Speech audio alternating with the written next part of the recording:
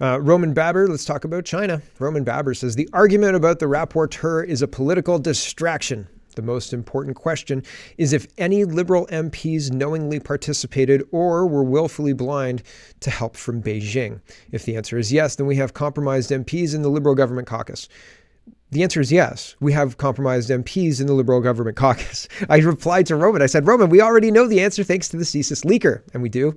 And so that's not good. Now we must act, I said, and not with an inquiry, but with removal and arrests.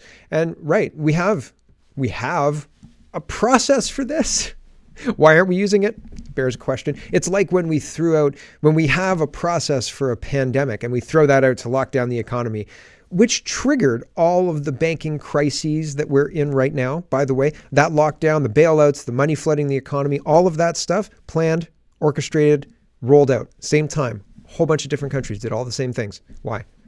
And not because it was the right response. It was the wrong response. And everybody knew it. People were saying, this is a bad idea. You don't lock down healthy people. We had pandemic plans that did not include any of this because this is insane. This is not what you do. So the people who did it should be held accountable, right? For the damage they inflicted, the damage they've caused.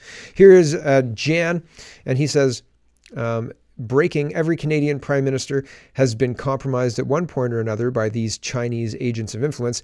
Every government, every office was compromised. And when we brought the warning, nobody listened. That was Michael Juno Castuzia, former chief of Canadian Intelligence Service, CSIS, Asian Pacific Division. So this is a 6-minute long interview. I'm going to show you this one. This is about Operation Dragonlord. This is when the United States looked into Chinese infiltration in Canadian politics and was very concerned about that.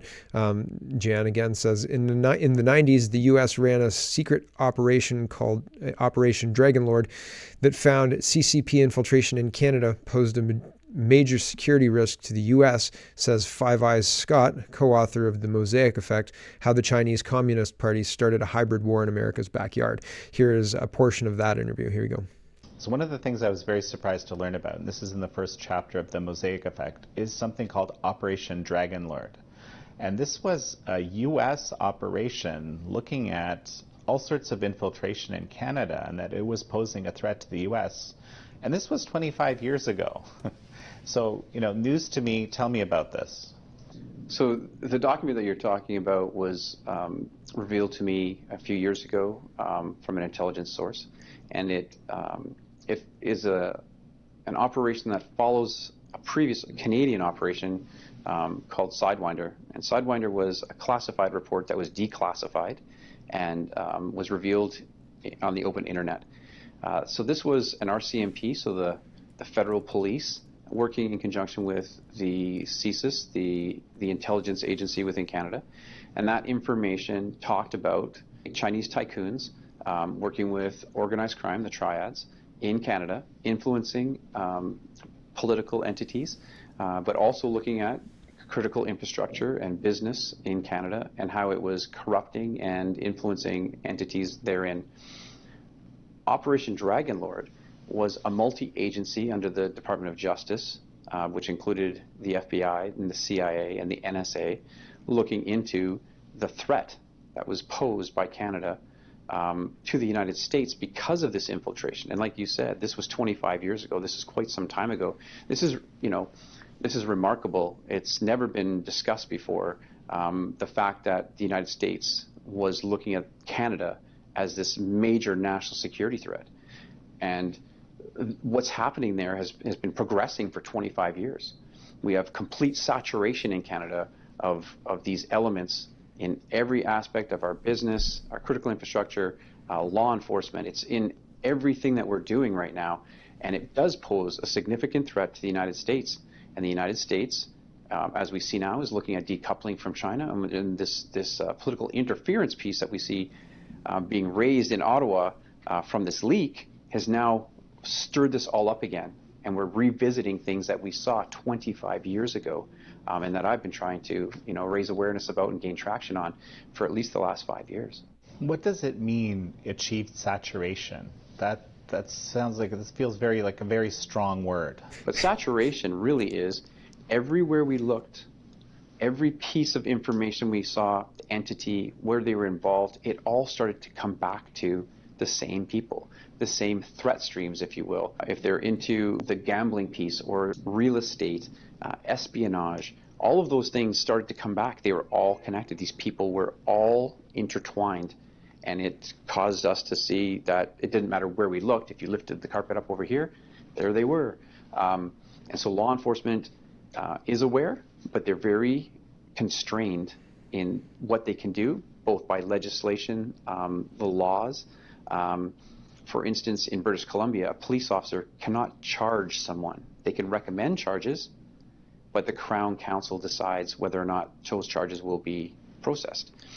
So you don't need to buy the police, you just need to buy the Crown Council, right? My favorite part of the interview was, what does total saturation mean? That sounds bad. Yeah, that sounds bad, doesn't it? What does total saturation mean in Canadian politics? Here's Pierre Poilievre. Poilievre says in this video, well, Jason Pugh, I guess, I don't know, P-U-G-H, I think.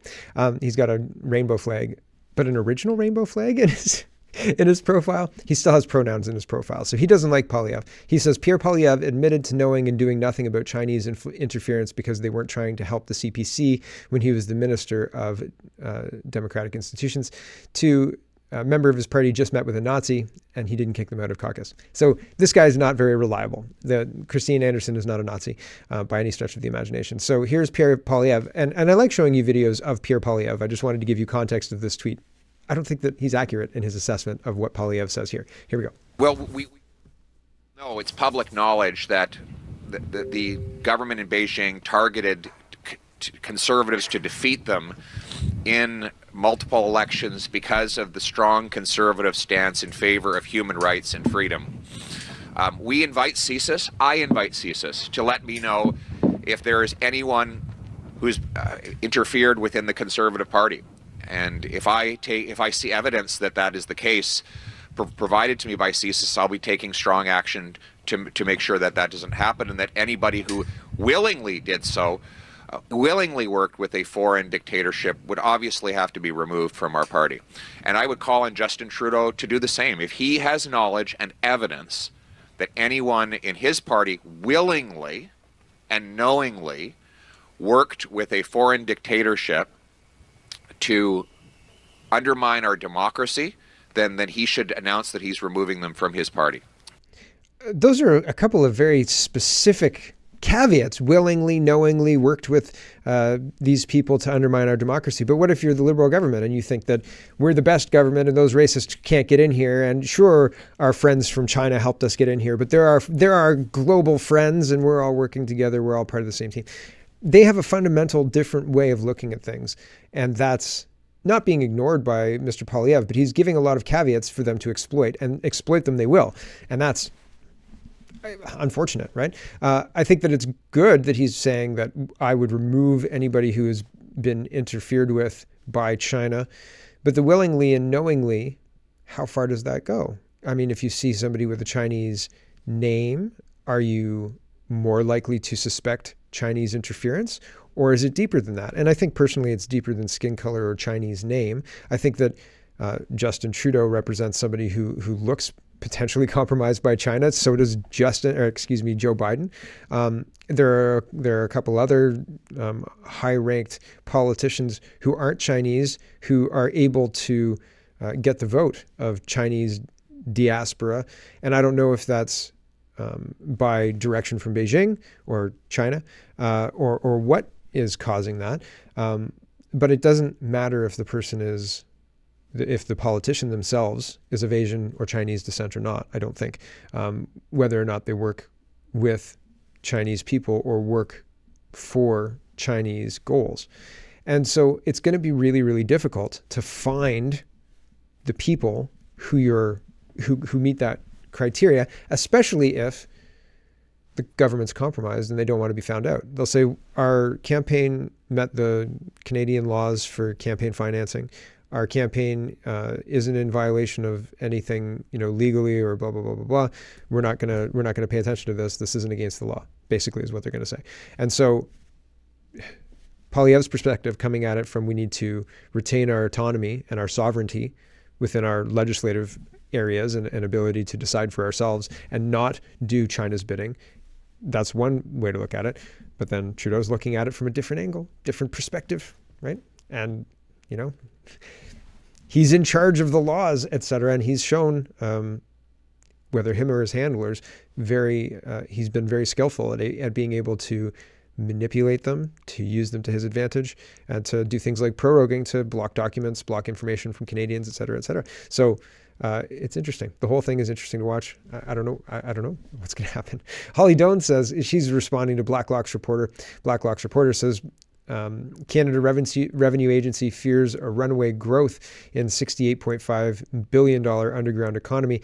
Canadians are beautiful, hardworking people. Why wouldn't they pay their taxes? I'll tell you why. Holly Doan says, also on the podcast, our Commons vote on holding a public inquiry indicates so far that 177 MPs will say yes. Quote, we're getting a public inquiry. The only question is whether the Prime Minister accepts it gracefully.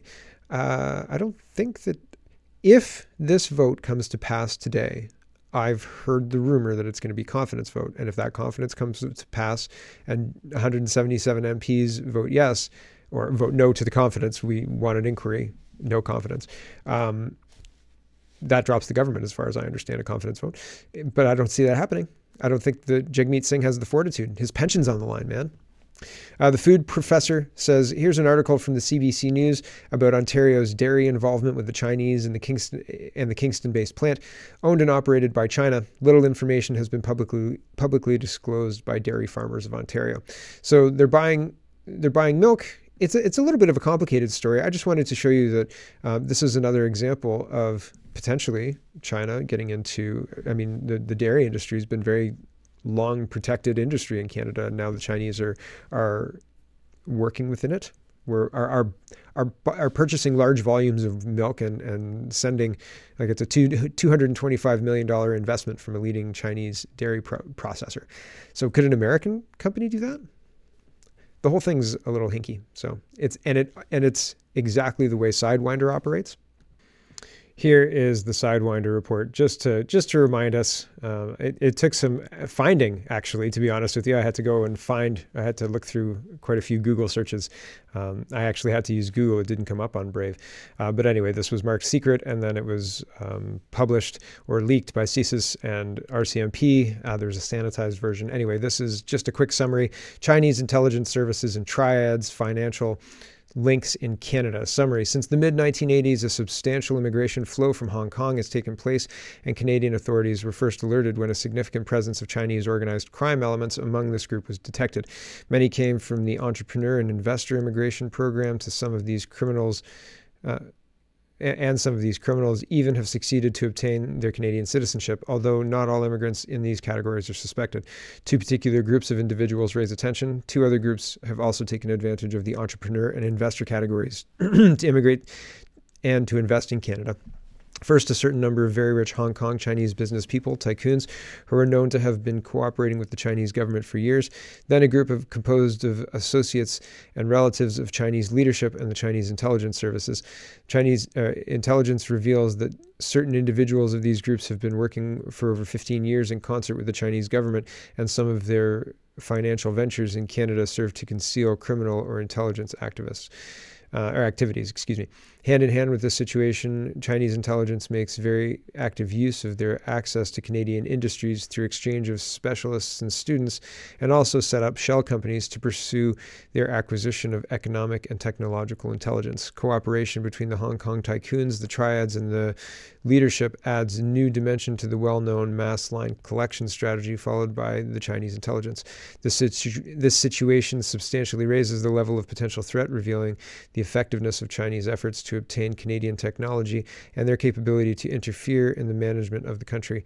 Central points and essential for understanding of the problem are cultural singularities that characterize the Chinese as the concept of debt of honor, duties, et cetera, et cetera, et cetera. So there's another section in the report that talks about how they control certain aspects of business. Hold on, let's see if I can find it. Here it is. It was surprisingly easy to find. Number 14, the influx of Chinese. It's called hundreds of Canadian companies, quote, made in China. The influx of Chinese investors who are affiliated with the triads or new associates of Beijing poses a new challenge to Canada's national security. The central point of this strategy of the Chinese is first to buy Canadian companies so as to obtain a local identity, legally concealing subtly their foreign identity. Then, using this acquisition, the Chinese-Canadian company invests heavily or buys other companies in various economic sectors, but always under the Canadian banner. In actual fact, control lies in Hong Kong or Beijing. And the financial benefits or fruits of research often paid for by Ottawa or the provinces are likely to make their way to Asia. So we're funding research for China too. And there are a lot of people who would say, it's okay, I don't mind sharing our knowledge with other people. It's okay, they don't even need to spy. They could just come and share knowledge with us. People would say that. They're missing the point. Hello, everyone. Thanks for watching. You can check out full episodes of Canada Poly every day at CanadaPoly.com. You can also go to CanadaPoly.com and pick up a ticket for a live event. The live event is taking place in Streetsville, and the location will be provided to ticket holders. But you can check out a live event. Dr. Patrick Phillips, Sarah C., and Scarlett Martin. I'm sorry, Sarah. I don't know I can't say your last name, and I'm terrible at saying last names. We'll be joining Greg Wycliffe and myself for an uncensored round table. It would be lovely if you could join us. Tickets at CanadaPoly.com. And if you live in Toronto, Mississauga, Milton, GTA, Hamilton, Guelph, Kitchener, Cambridge, it's probably well worth the drive to Streetsville. Thanks for watching, everybody, and have a wonderful, wonderful day.